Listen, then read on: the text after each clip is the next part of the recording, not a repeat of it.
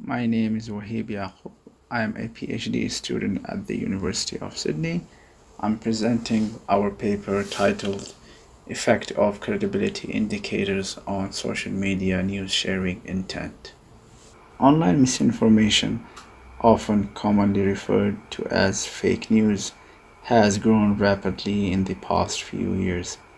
The reach and impact of such content is amplified because people sharing it with each other via social media platforms. One technique to overcome and limit the sharing of misinformation is by labels and annotations that indicate the credibility of a piece of information to help users separate true and false information. Such visual and textual cues are what we term as credibility indicators.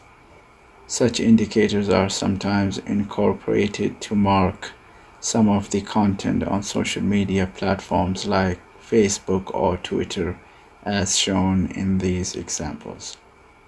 On the left, you can see a Facebook warning legally required in Singapore for marking content with false information. The middle example shows Twitter pointing users to related factual information that can counter misinformation. On the right is the disputed information flag used previously by Facebook before it was discontinued. The hope is that the presence of the indicators will dissuade users from consuming and subsequently sharing questionable content.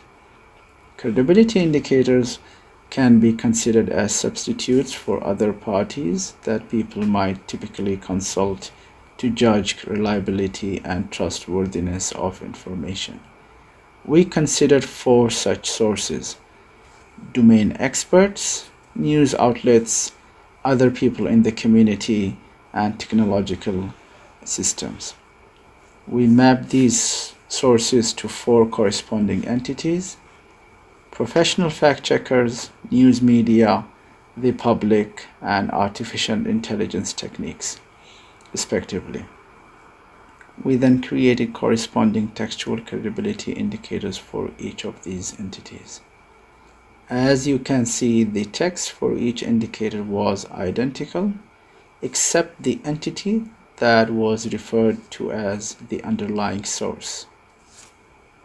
Based on these indicators, we conducted a study to tackle three specific research questions. First, whether attaching credibility indicators to news headlines would reduce the intention to share the content on social media. Second, whether the different types of credibility indicators vary in their influence. And third, whether the influence of the credibility indicators varies based on demographics and other factors.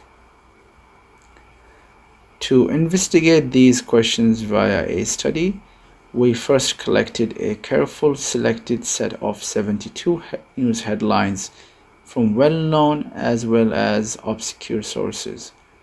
The collection of headlines covered a variety of topics, and each headline was connected to an article that was either true, false, or satirical.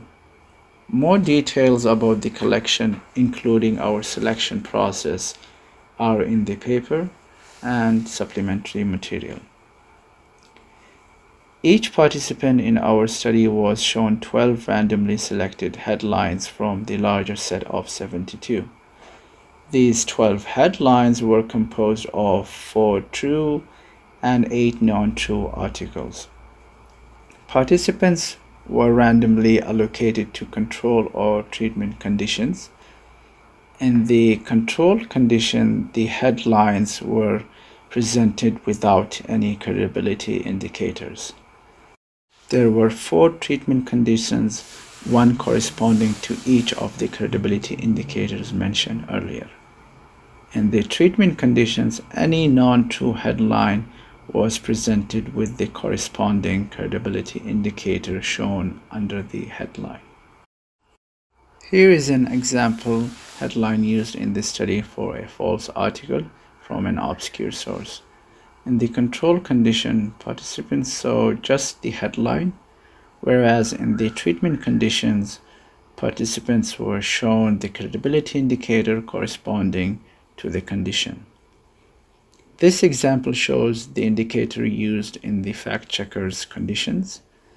For each presented headline, we asked participants whether they would share it via social media. The study was conducted via the Amazon Mechanical Turk crowdwork platform and consisted of the following steps. We published the study on Amazon Mechanical Turk.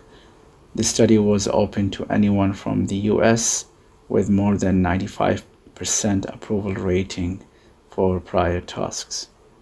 After consenting to participate, participants were randomly assigned to one of the study conditions described before. In each condition, we collected the sharing intent for 12 randomly selected headlines, as explained previously. Next, we echoed the answers back to the participants and asked for the reasons behind each of the 12 choices. Additionally, we collected demographics and other relevant information. After filtering out those who failed attention and manipulation checks, we received 1,512 valid responses from individuals all across the United States. We used binomial logistic regression on this data to answer our research questions. We found that the presence of a credibility indicator of any type did indeed reduce the intent for sharing non-true headlines.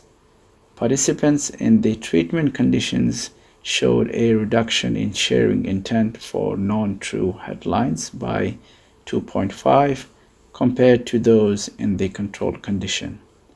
Moreover, in more than half of the cases, participants in the treatment conditions explicitly indicated using the credibility indicators when deciding whether they would share the content on social media. Only 1/3 of the participants indicated not using the indicator when deciding, while the remaining 11% based their decisions on the other factors. However, the indicators were not equal in their influence. When comparing across the treatment conditions, we found that their impact varied. We found that fact-checker's indicator was the most effective among all, leading to a reduction in sharing intent for false content nearly 5 times compared to the control condition. This was confirmed independently by the participants in their ratings for the various indicators that we collected at the end of the study. Participants rated the fact-checker's indicator as the most effective, regardless of study condition. Interestingly, the AI was rated the least useful, even though AI techniques are often presented as lacking the bias and partiality of human-based approaches.